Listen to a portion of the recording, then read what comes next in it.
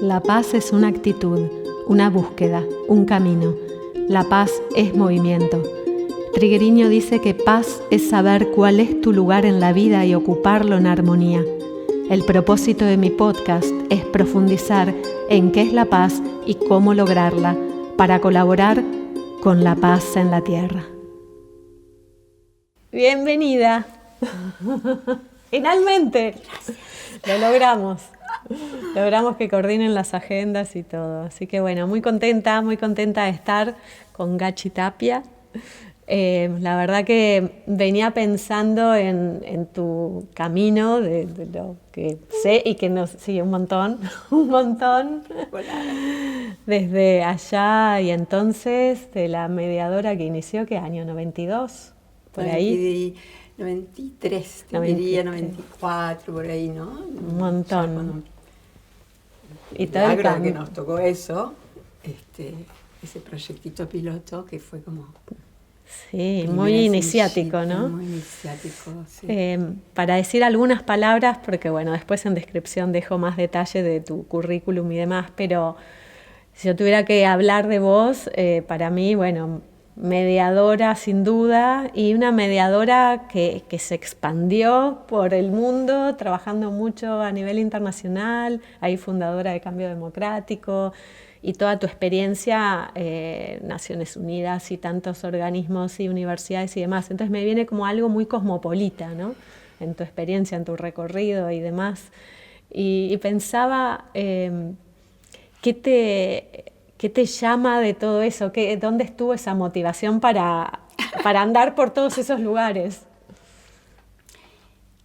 No sé, no tengo muy claro, pero hay dos cosas que se me vienen a la cabeza. Lo primero es cuando era muy, muy jovencita, no sé si fue mi cumple de 15 o 16, que estaban mis amigos y empezó a sonar Imagine.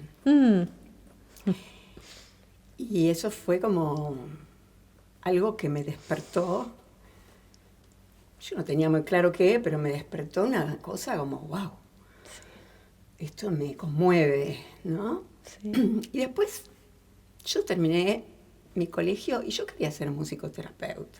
Entonces, en esa época, ¿viste? Mi papá me miraba como si estuviera muy, muy trastornada, porque me gustaba la música, pero además me gustaba toda esta cosa de la terapia, ¿no? De siempre algún vínculo con lo conflictivo o con la sanación. Y la verdad es que, ¿qué me llevó a eso? Yo creo que no estuvo pensado.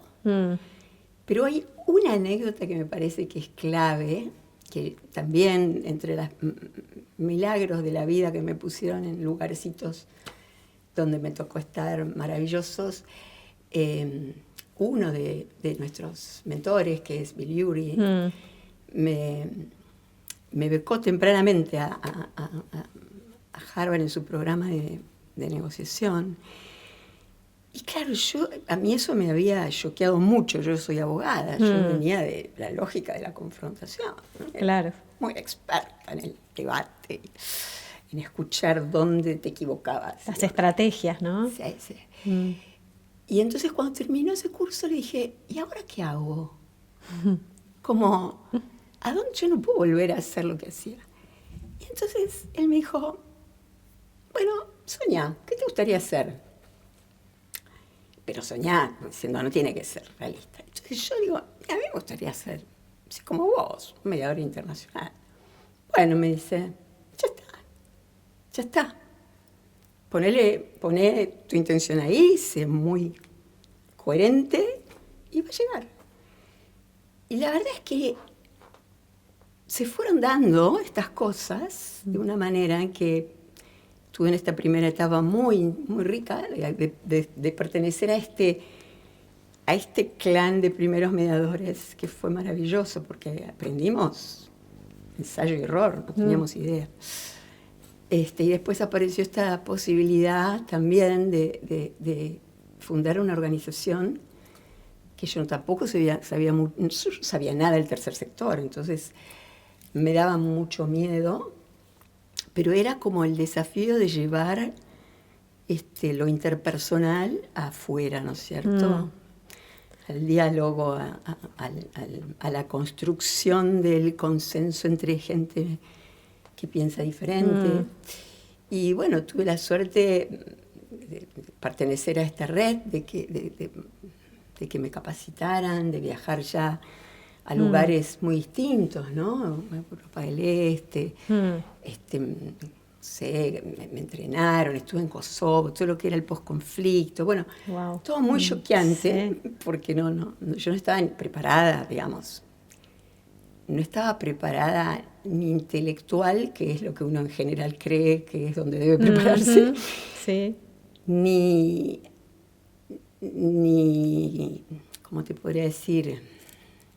Como una cosa de maduración. Claro, no, y espiritualmente, claro. A comprender semejante complejidad. Pero bueno, ahí se fue dando. Y después llegó, bueno, el diálogo argentino, que también tuve la suerte de ser como parte del equipo que hizo esa evaluación, que ya se hizo desde Naciones Unidas.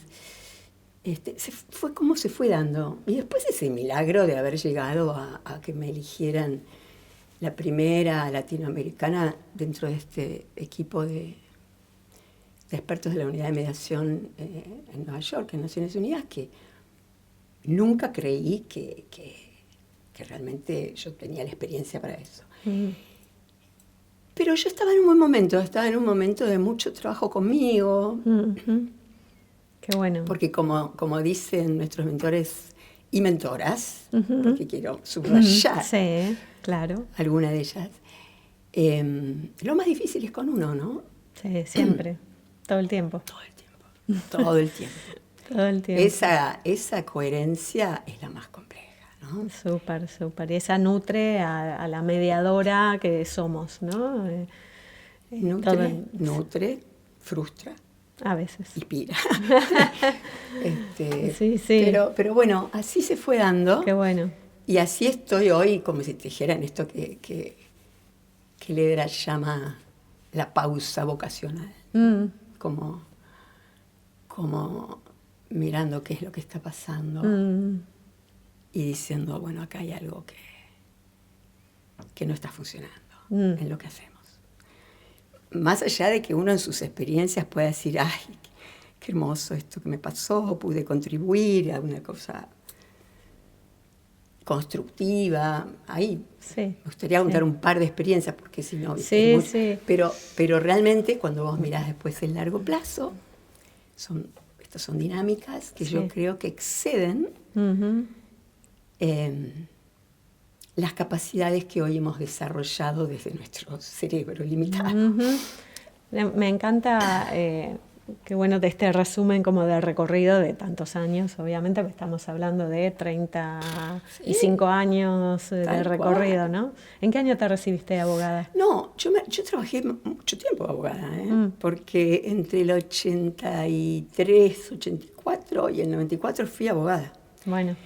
Así que fueron como 10 años de ejercicio. Pero fíjate que yo quería estudiar psicología, estudié un año de psicología antes de estudiar Derecho, y finalmente uno va encontrando el lugarcito por donde se puede escapar. Sí, donde se va abriendo el camino también, ¿no? Claro, ¿viste? Obviamente yo no me sentía confortable. Pero esa pregunta que te hizo ahí Uri diciendo, soñá en grande, sí. Qué habilitante, ¿no? Y qué importante es hacernos una pregunta así. Y recuerdo que en el 2004, después de una intervención donde yo pude hacer no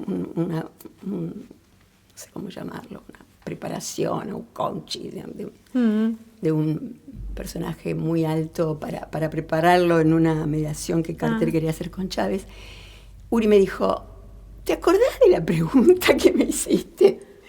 Bueno, esto no es siempre así de sencillo, ¿no? No, claro que no.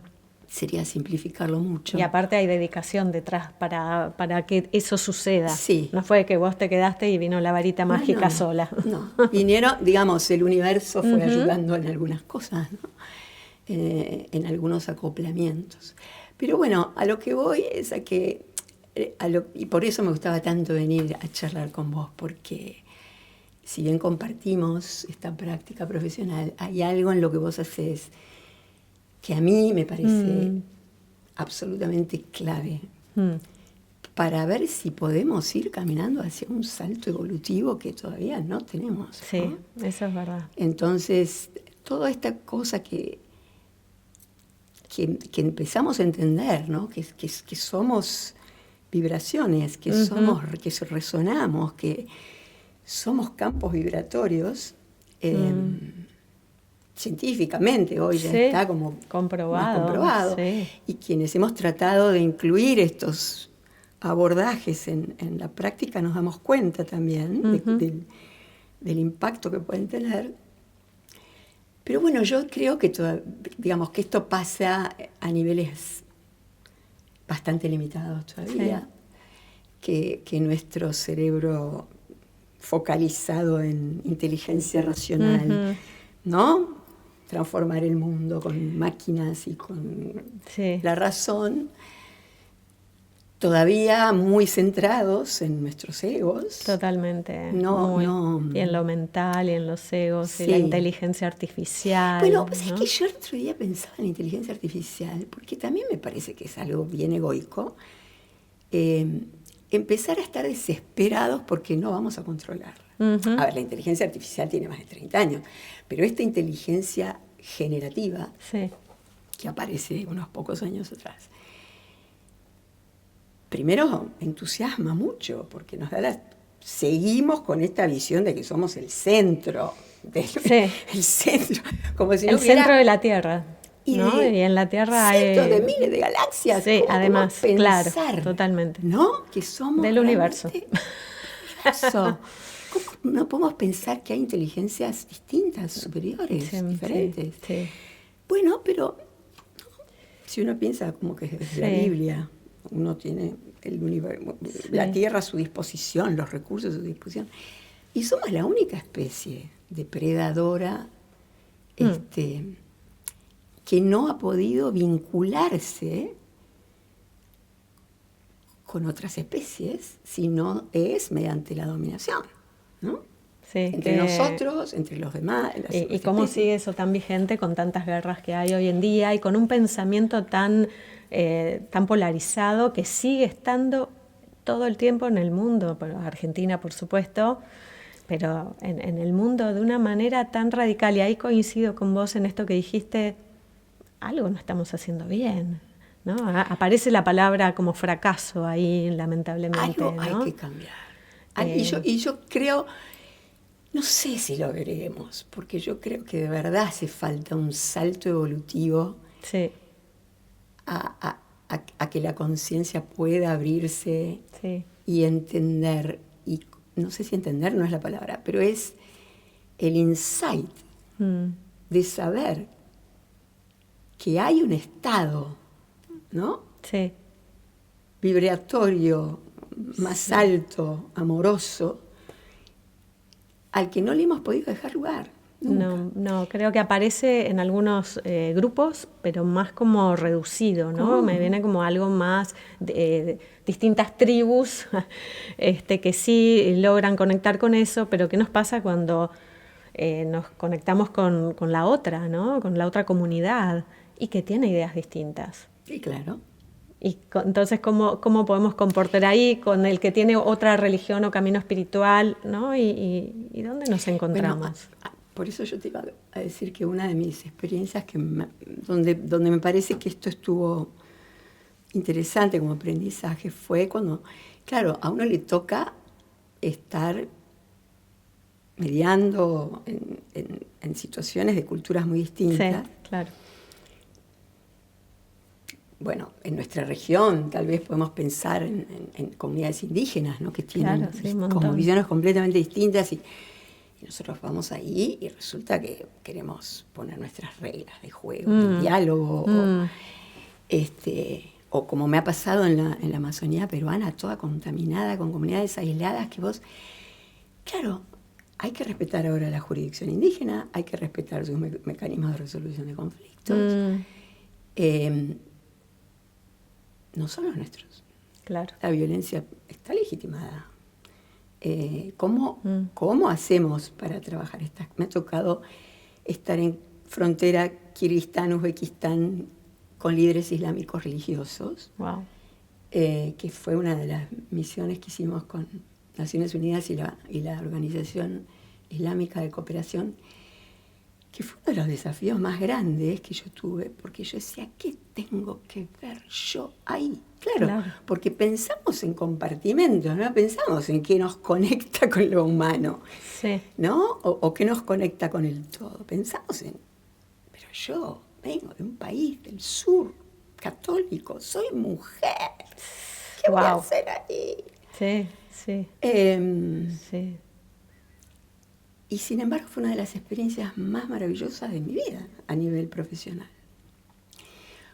Porque cuando nosotros empezamos con la mediación, toda la razonabilidad, la racionalidad estaba puesta en aprender herramientas, ¿no? Estas herramientas de comunicación, Bueno, ahí aparece, lo cuento para quienes no saben, el famoso libro escrito con Francisco Díez, de herramientas para la mediación, tan importante. Para mí fue un libro maravilloso, es un libro maravilloso.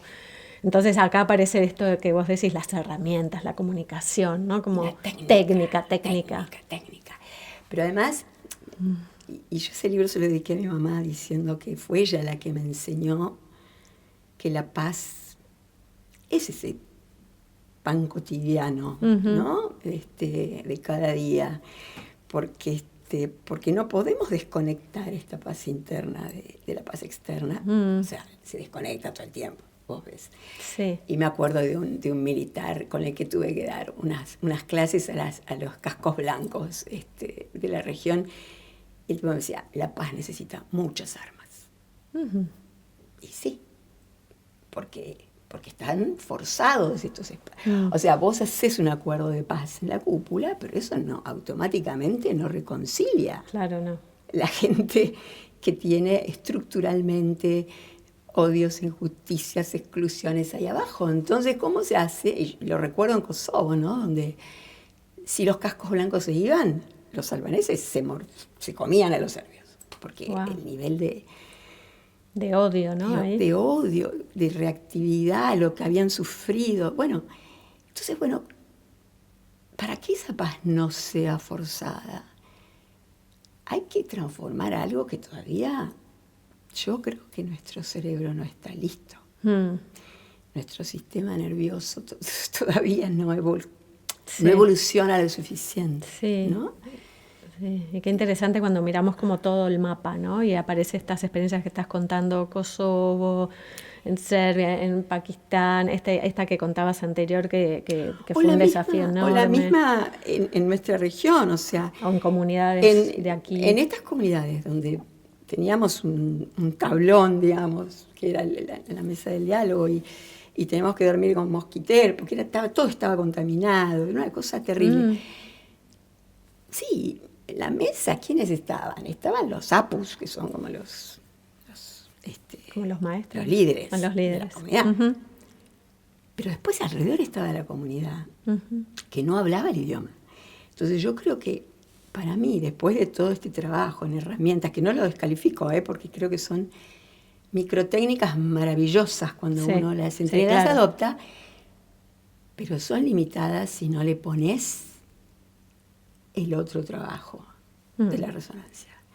Y sobre todo cuando el lenguaje no te sirve porque los demás hablan otro idioma. Claro, un desafío enorme ahí. Y yo resulta que vengo como muy entrenada con mi narrativa y la manera en que los cuentos pueden transformar generar ciertas emociones, transformar ciertas realidades. Pero cuando no lo tengo, cuando tengo que confiar en mis traductores. Además, claro. ¿Cómo conecto? Sí. Y ahí viene lo no racional, digamos, ¿no? Sí, lo energético, lo no racional, la mirada, racional, los gestos. Exactamente, lo que somos, ¿no? Vibraciones y resonancias. Entonces, eso requiere un trabajo de uno mismo muy, muy difícil. Sí. Porque el ego tiene una funcionalidad y es muy útil para muchas cosas. Claro. pero bueno, no nos ayuda en el acoplarnos. Nos ayuda más en el dominar. Sí, en tener rencores. Claro, ¿no? y eso creo que es un patrón, digamos, ¿no? Ni siquiera creo que es tan ideológico. Creo que es un patrón de cómo ha funcionado el mundo, porque siempre hemos tratado de conquistar, convencidos de que lo nuestro es lo que tiene que ser, nos hemos cargado, inclusive desde lo religioso, ¿no? Porque yo pensaba, ahí cuando tuve que estudiar el Corán y pensar un poco por dónde, digamos, Mahoma tenía cierta, que no es Cristo, que es muy obvio, Jesús de Nazaret hablaba del amor. Bueno, pero ellos son más guerreros.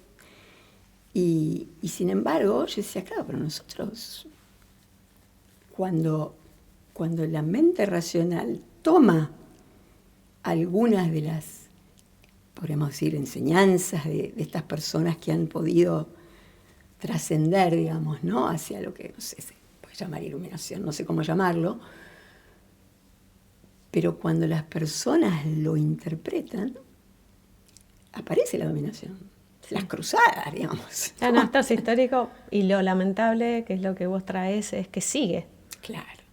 Esa es la parte que decís, no aprendimos, porque hay algo donde, de hecho, el planeta, la Tierra, está deteriorándose momento a momento, ¿no? Hay todo un tema con esto del cambio climático que es muy real y concreto, que de alguna manera es corolario de todas estas guerras. Bueno, yo empecé a trabajar en el tema del ambiente a partir de cambio.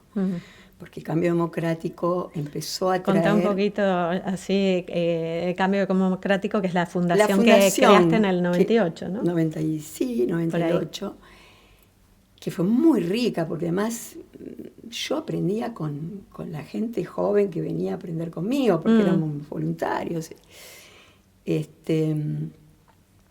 Pero lo que más traccionó, y en esto algunos de los colegas mediadores en otras provincias fueron claves en tomarlo, ¿no? En invitarnos a dar charlas, fueron los conflictos socioambientales, porque inclusive en todas estas cuestiones estructurales, ¿no? De las guerras, esto mismo que yo fui a hacer a Kirguistán era parte de una intervención en un posconflicto, ¿no? Que en el 2010 había tenido miles de muertos, de desplazados, de estas luchas entre tribus y entre etnias que desangraban el país. Y bueno, una vez que se generó lo que se llama un power sharing, un sistema constitucional de reparto para ver si se podía, digamos, avanzar en algo democrático, bueno, todo esto entre estas tribus no prendía. Claro. Entonces, cuando empiezo a mirar y hacer los famosos análisis de conflictividad, en el fondo todo el tiempo la lucha es por los recursos, ¿no? Vos le podés poner un marco ideológico, una justificación, por supuesto, religioso, más egoico, pero finalmente la lucha es por la tierra y por los recursos. Entonces, con cambio empezamos a hacer este trabajo. Y también es algo que me frustra mucho ver hoy, ¿no? Que es una obviedad, que hace 30 años no te creían, hoy ya es una obviedad. Sí. Esto el mundo arde. Sí, y seguimos haciendo como que... No. A todo nivel arde por incendios, arde por guerras, arde por violencias, arde. Claro, pero la Tierra tiene esa capacidad, con sus millones de años, de reformularse, y el Homo sapiens es una especie más que desaparecerá como cualquier otra. Ahí está donde el ego necesita hacer un trabajito para recordar que somos una especie más. Claro, y yo creo que ahí la inteligencia artificial puede jugar un rol, ¿no? Yo lo hablaba con Robbie, con mi marido, que le encanta la tecnología y está trabajando con esto. Entonces hay una película que veíamos el otro día sobre cómo no vamos a poder controlar los robots. Ya la inteligencia artificial generativa aprende sola, aprende entre ellas, ¿no? Entonces ya tenés máquinas que generan otros lenguajes. Y entonces le digo a Robbie, pero vos te das cuenta que esto no se va a poder controlar. No se pueden controlar los robots. Y me dice, ¿y se pueden controlar los humanos? O sea, yo creo que aparece acá una inteligencia nueva. Sí. Que podemos verle todo el lado oscuro porque está muy obvio, es muy obvio. Bueno, perderemos trabajo. Ahora, por otro lado, también se perderán trabajos que son muy esclavizantes, ¿no? Y tal vez eso nos dé espacio, y ahí sí soy muy utópica, pero bueno, qué sé yo, en tren de imaginar, me gusta más imaginar algo positivo. Sí. Bueno. Nos dé espacio para desarrollar otro tipo de inteligencia, ¿no? Y ahí creo que viene algo que podríamos llamar una inteligencia más abarcativa o vibracional, porque si bien tecnológicamente somos una especie extraordinaria, en el tema de los vínculos no hemos evolucionado nada.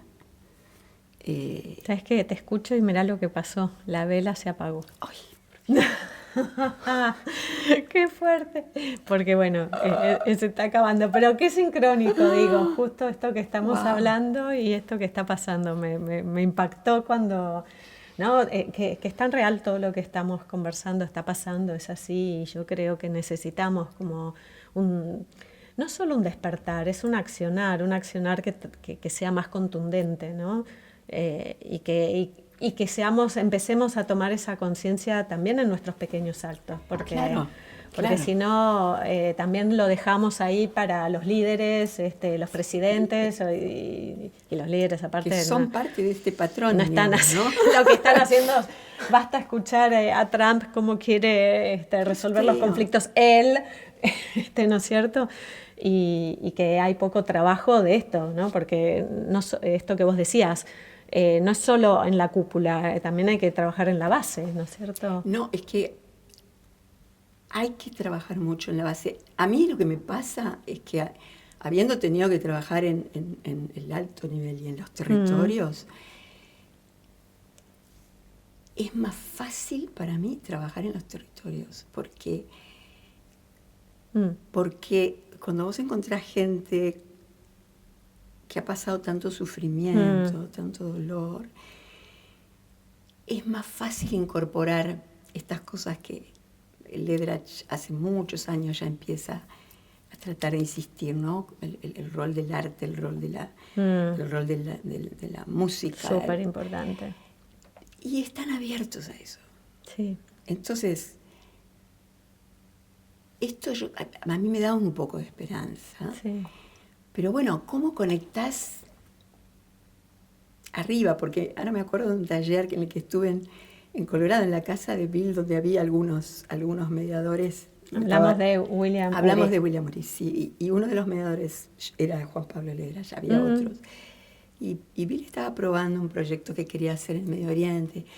Y entonces armaban, porque era todo, no era racional, tratábamos de armar como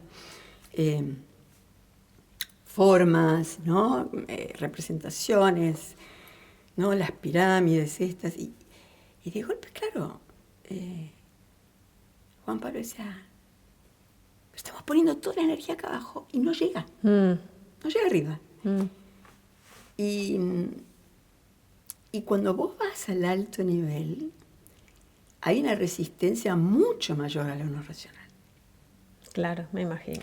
Y ahí es donde quiero traer a Zillah Elworth, que hoy es una señora ya, se debe tener 80 años, pero... ¿Cómo es el nombre? Zillah Elworth. Okay.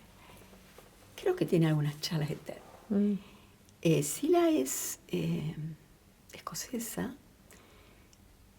Creo que es quien ha estado atrás de la formación de este grupo que se llamaba The Elders, que son como, no sé, los sabios. Los sabios, ¿no? El Consejo de Sabios, me Claro, ¿no? Claro, donde, por ejemplo, estaba Carter, digamos, desde nuestro continente.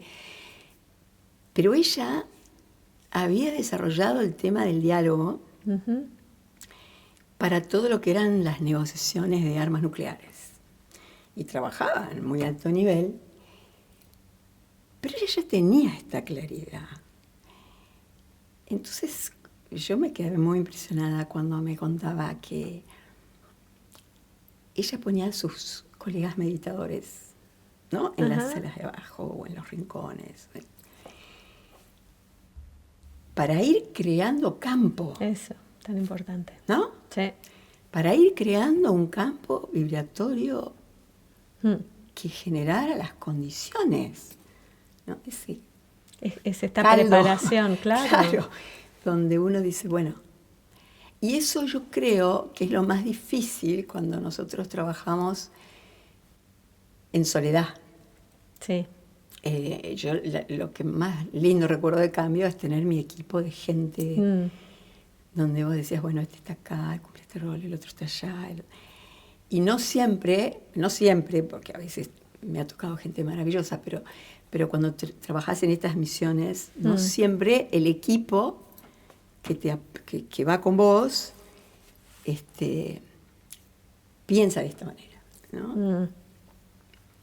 Entonces, para mí no es un trabajo en soledad, esto para mí es un trabajo donde nosotros estamos al servicio de un proceso y muchas veces dentro de lo que llamamos la estrategia, nosotros, bueno, somos supuestamente expertos en diseñar procesos. Dentro de las estrategias que creamos tan racionalmente, tenemos que pensar en qué lugares vamos a actuar, cuál es cómo generamos la confianza, que es la famosa palabra. Y bueno, no es que la generamos, es que le preguntamos a la gente en quién tiene confianza, ¿no? Claro. Entonces, por ejemplo, este trabajo que hicimos con los líderes islámicos religiosos fue identificar quién tiene influencia sobre estas tribus, ¿no? Y fue muy interesante porque, bueno, la influencia la tienen los líderes religiosos. Trabajemos con ellos. Claro. Entonces, yo decía, pero ¿y por qué van a tener confianza en mí? Que está bien, yo con mucho respeto voy con mis velos y mis polleras, ¿no? Y ¿no? Respetamos el diseño de sus rezos. Pero yo soy mujer, vengo. Y entonces, claro, la hipótesis era que yo era suficientemente lejana para no ser una amenaza. O sea, la confianza ahí era simplemente, bueno, si no me amenazás, ok. Si te percibo como una amenaza, no. Y entonces la confianza cobra distintos significados, depende de dónde. Claro. Pero claro, en Naciones Unidas tenemos la obligación, todas las agencias, de trabajar transversalmente la perspectiva de género, lo cual en los países musulmanes es complicado. Claro, me imagino que muy. Entonces yo trabajé ahí con una organización que lideraba una mujer maravillosa, con una chica canadiense que que había adoptado el islamismo, porque bueno, conoció a su novio en la universidad, que era de Pakistán, y ella sabía muchísimo, y ella era de verdad ¿no? De verdad había adoptado esto, con lo cual no era como yo, que era una cosa que lo de hacías respeto. Para acercarte. Claro. Entonces, todo eso iba construyendo la confianza.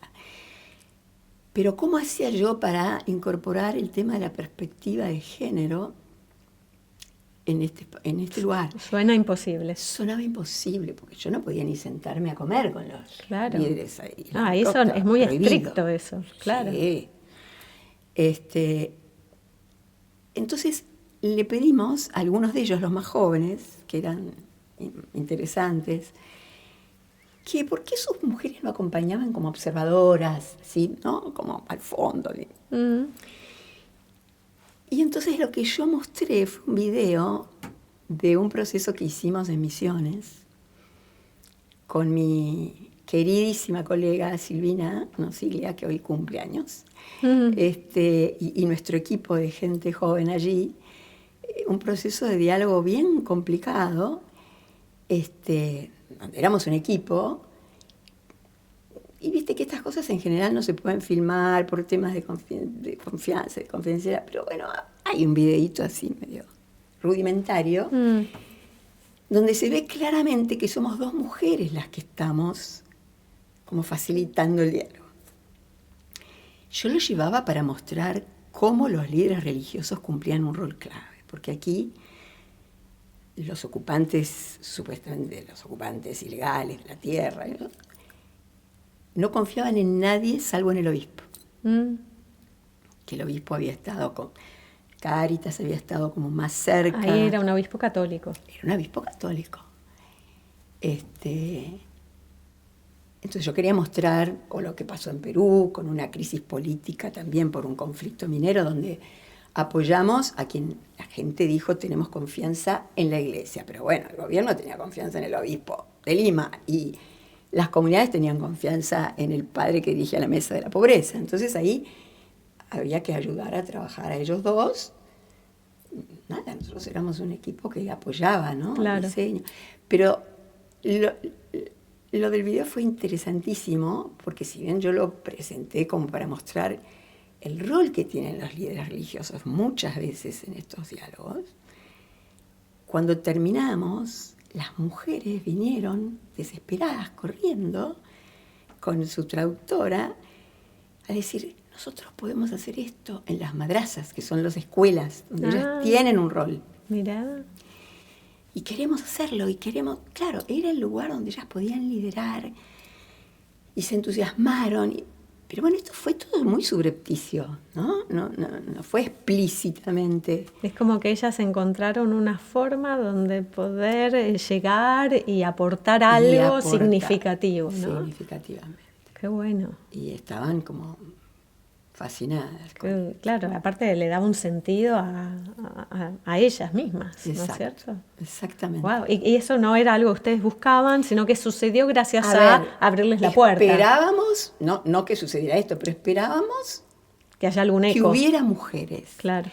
Y el desafío en estas cuestiones es que, bueno, traemos a la mujer de fulano, a la hija, no es una cuestión como dicen nuestras mentoras de paz y mujer y seguridad, que dicen, no es un tema de contar mujeres, es un tema de mujeres que cuenten, que puedan entender cómo el conflicto impacta de un modo distinto sobre varones, mujeres, niños, otros sexos, digamos. Pero ese lente que mira esa diferencia hace que podamos pensar en, bueno, algunas de ellas pueden traer algo que replique, porque nosotros ya, obviamente no tenemos control, ¿no? Entonces esto es muy importante también, saber que nosotros no tenemos control. No tenemos control de estos procesos. Hacemos, de hecho, algo que puede parecer maravilloso en un momento, en el largo plazo, vos decís, ¿pero esto contribuyó? Claro. O al revés. O fortaleció lo que después se transformó en un sistema autoritario de violación.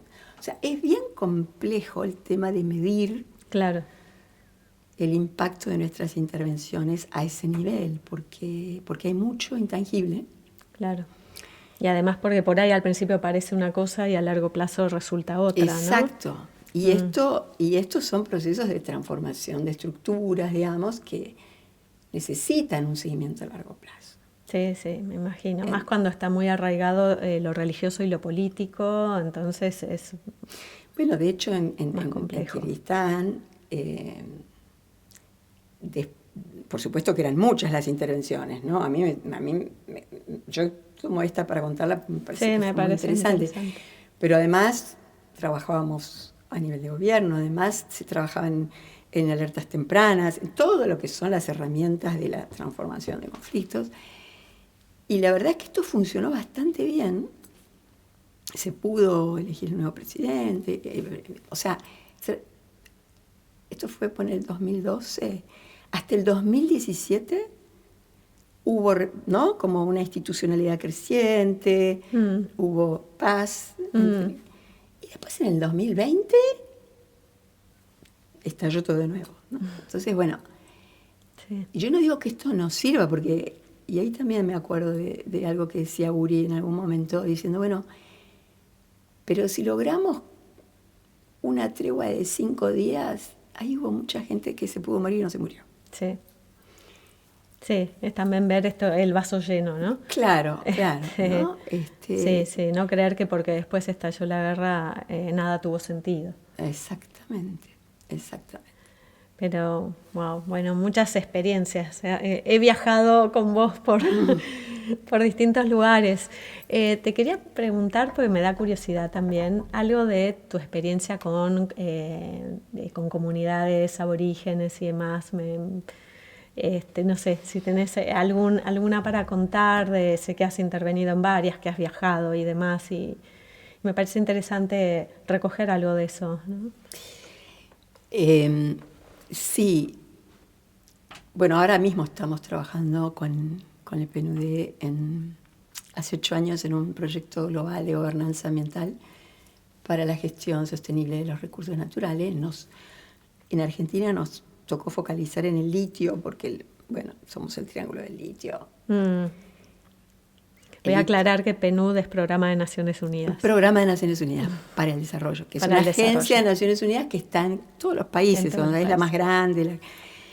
Trabajamos esto desde el área de ambiente y desarrollo sostenible.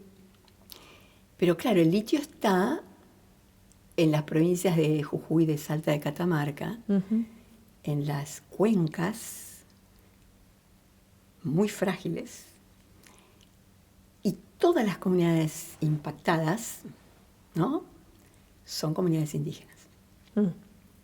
Y que hay muchas, ¿no?, en esa zona. Y hay bastantes, dependiendo. Cada salar, digamos, tiene. Es muy complejo, pero estamos, sí, tratando de trabajar con todos los sectores, ¿no? Claro. Y ahí hay varios sectores, o sea... nosotros, Naciones Unidas trabaja con los políticos, trabaja con los gobiernos. Pero los recursos naturales son propiedad de las provincias, jurisdicción de las provincias. Entonces ahí el problema es que tenemos estados provinciales muy débiles, ¿no? Quebrados económicamente, sin institucionalidad fuerte. Y después está el sector privado, que es muy interesante porque dependiendo qué sector y qué empresas, algunas empresas grandes, ¿no?, de las que cotizan en bolsa, tienen 3 o 4 calificadoras de riesgo que les están mirando sus indicadores, sus estándares ambientales y sociales, para ver si la financian o no la financian. Claro. Entonces, no te digo que lo hagan necesariamente porque están convencidos, pero sí me ha pasado decir, mirá, nosotros estamos tratando de promover los monitoreos ambientales participativos con las comunidades, que las comunidades puedan sentarse en una mesa de diálogo a comprender la complejidad del impacto que van a tener, a traer su propia indicador, ¿no? Porque por ahí, sí, las empresas presentan la evaluación de impacto ambiental con todos los indicadores de cómo lo van a medir. Los gobiernos no tienen gente experta porque no hay dinero, entonces tienen que confiar mucho en expertos de las empresas. Las comunidades no entienden esos lenguajes técnicos. Aunque ven que la vega donde toma agua el animal va bajando. Claro, ellos ven como lo que está pasando, los hechos concretos, ¿no? Pero cuando les hablas desde lo técnico, entonces todo este diseño de monitoreos participativos en lugares tan cruentos, pues estamos hablando de 4.000 metros de altura, de gente a la que no se le paga por hacer este trabajo para que no se perciba que están cooptados por la empresa, por el gobierno, qué sé yo. Es un diseño complejísimo porque hoy hace falta mucha inversión. El litio hay que sacarlo pronto porque rápidamente va a haber baterías de otros minerales que lo van a reemplazar. Es un mineral para la transición energética, pero el tema es cómo. Claro. Porque si vos a un proyecto, pones un proyecto en un salar, podés controlar.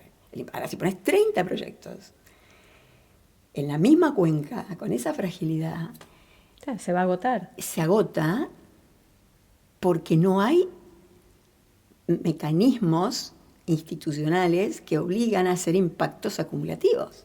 Claro. O evaluaciones estratégicas.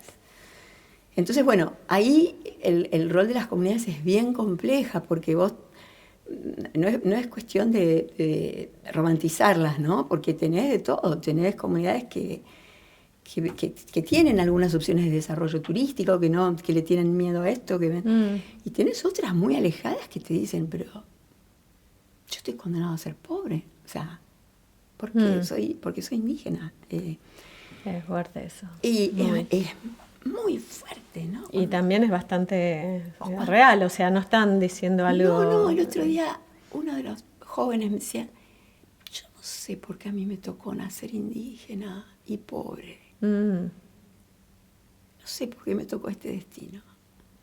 Y te lo decía con pesar. Claro. Porque están los que están...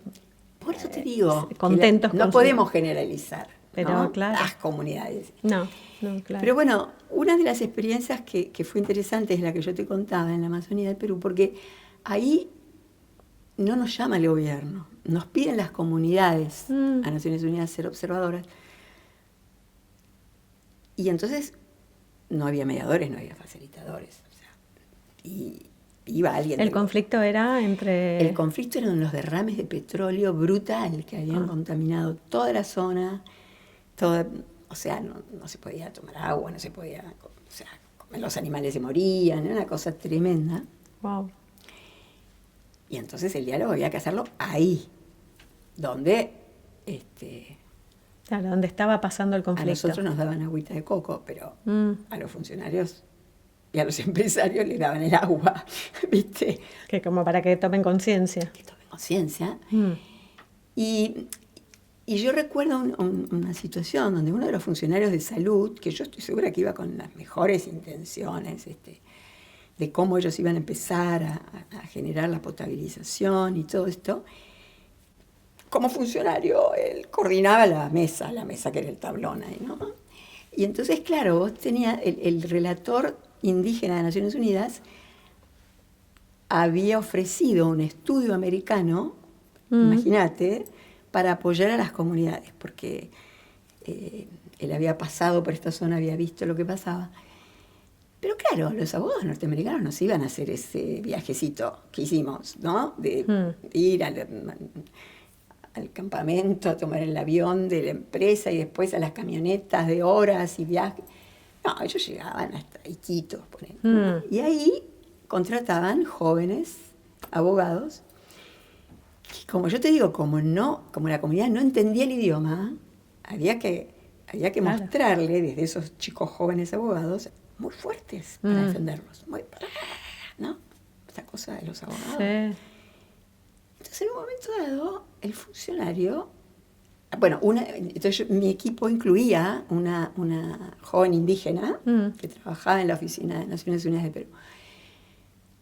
Entonces uno de los jóvenes empieza a no respetar, digamos, ni la palabra, ni nada, a indignarse porque quería mostrar, digamos, cómo... Y entonces el funcionario se indigna y lo manda a callar, ¿no? Y usted se calla la boca, que yo no le di la palabra. Y entonces el APU lo mira así y hace una señal, así que yo no entendía nada, a las comunidades que habían. Ahí la guardia eran las mujeres llegaban con sus lanzas, sus bebitos colgaditos, sus lanzas. Y entonces hace un movimiento así. Y con entonces, las manos así. Sí, y entonces mi colega se pone pálida y me dice, se viene la violencia. O sea, está pidiendo que traigan las sillangas. Las sillangas son unas plantas con las que te pegan, las que son venenosas, digamos, pero te lastima. Te lastima, te salen unos sarpullidos y unas cosas. Algo que está legitimado entre ellos, como cuando se les falta el respeto a quien, en este caso, a quien defendía la comunidad. Entonces se queda como desesperada diciendo, esto acá va a ser un desastre. Entonces, claro, había un chico jovencito de la Defensoría del Pueblo, que en Perú la Defensoría del Pueblo tiene un rol muy importante. Y entonces, así muy de backstage, desde abajo, ¿no? Bien, porque el bajo perfil en esto es extraordinariamente potente. Y entonces vamos y decimos, avísale a funcionario que pida perdón ya, porque le vienen a pegar. Todo. Entonces él va y dice, pida perdón, pida perdón, pida perdón. Y el tipo, claro, imagínate, ahí no hay cómo escaparse. No tenías cómo escapar. Era fundamental que lo haga. Exacto. Entonces el tipo se para y se arrodilla, ¿viste? Así. Con la actitud. Claro, con el cuerpo. Pido perdón. Y eso paró. Lo que hubiera sido un desastre. Pero lo que quiero decir acá es la importancia de los distintos roles que no son los egoicos ahí, que son los que hacen los acuerdos. A mí me gusta usar la metáfora del teatro, ¿no? Vos vas a ver un musical y se abre el telón y vos ves una obra maravillosa, muy acoplada a todos, pero atrás hay una cantidad de roles para que eso suceda. Un montón. El detrás de escena es enorme. El detrás de escena es enorme, esos roles no se ven, pero esos roles son indispensables. Sí. Entonces, yo creo que muchas veces estos roles de más bajo perfil, ¿no? De estar mirando como más abarcativamente lo que pasa, pero esto requiere coordinación, acoplamiento, trabajo vincular entre los operadores. Sí, qué importante esto yo me imaginaba mientras vos ibas relatando, esto quería preguntarte, ¿dónde sucedía? ¿En un salón grande donde estaban todos? En el medio de la selva. ¿Así? Muertos de sentados, parados. A ver, el tabloncito. El tabloncito que es una madera. Un tablón, una madera. Tenía un pequeño techo por el calor, por el sol. Ahí se sentaban de un lado los funcionarios, del otro lado los 4 APUs de las 4 comunidades, y los empresarios, dos de los empresarios. Y detrás la gente, todo esto que me decías. Y la gente ahí de mirando, la comunidad, en una sillita, por ahí algunos otros parados. Claro. Pero era en medio de la selva esto. O sea, impresionante. Era realmente un contexto difícil. Sí, sí. Qué importante entonces esto que vos decís, ¿no? Que las distintas miradas atentas a decir o actuar esto que vos dijiste en el momento era ya. Exacto. Tenés que pedir perdón ya porque acá se pudre todo y empieza la violencia. Claro, y esto, como te digo, como el lenguaje no servía, había que hacer algo distinto, claro. ¿no? Bueno, y esto es lo que yo digo, que cuando uno va a las altas esferas, es más difícil. No digo que no suceda, No, sí, pero quiero decir bastante que más complejo. Estos conceptos de otros mecanismos son mucho más difíciles de promover. Sí, sí. Bueno, está a la vista. En gente con más poder. Eso está a la vista. ¿No? Gachi, te quiero preguntar, ¿cómo terminó este conflicto que estás contando? Bueno, hablando de paz como estadios como de proceso. Transformación dinámicos y procesos. Esto tardó mucho tiempo porque era muy complejo y ahí el rol del PNUD de Perú fue importantísimo como un rol técnico, ¿no? Se empezaron a generar procesos de científicos, de evaluación, de que iban, o sea, se fueron transformando, primero lo básico, que era volver a darle potabilidad a la gente, pero también operar sobre las empresas, ¿no? O sea, ¿por qué pasan estos derrames? O sea que tuvo a la larga un resultado varios favorable, años, pero que llevó tiempo. Pero digo, varios años llegó, digamos, como un acuerdo más macro para trabajar en esa zona. Pero esto pasaba lo mismo en Colombia, y era terrible, porque la gente tan pobre, de pronto había un derrame de petróleo y encontraba trabajo en limpiarlo. Claro, wow. Ahora, las fotos de la gente negra, así toda manchada de petróleo, era una manera de sobrevivir que, bueno, te contrataba la empresa para limpiar esto, ¿no? Era muy loco todo.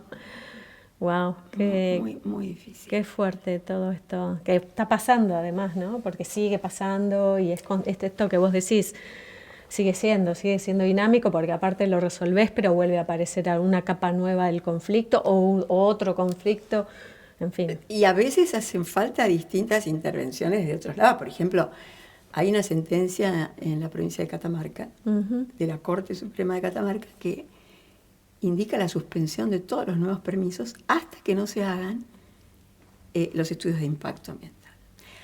En la Corte Suprema también, que se presenta una medida cautelar en la parte de las salinas, la Corte dice, bueno, necesitamos información. Ay, no tenemos información de cómo funcionan las cuencas. No quieren tenerla tampoco. Digamos, es muy caro hacer eso. Claro. ¿No? Entonces, claro, los políticos dicen, bueno, hay que hacer estos estudios hidrogeológicos, pero son caros. No hay presupuesto. Entonces fue interesante lo que pasó. El Banco Mundial ofrece el financiamiento para hacer los estudios que son indispensables. Y acá es donde te digo, parte de esas comunidades cuestionan y dicen, no, esta comisión interjurisdiccional que se arma con las provincias para hacer estos estudios debe incluirnos a nosotros. Como no nos incluyen, son organizaciones que apoyan a las comunidades. Como no nos incluyen, vamos a ir al Banco Mundial a protestar, porque el banco tiene salvaguardas que tienen. Y el banco dice, bueno, entonces hasta que no se pongan de acuerdo con las comunidades, no vamos a financiar esto. Lo cual...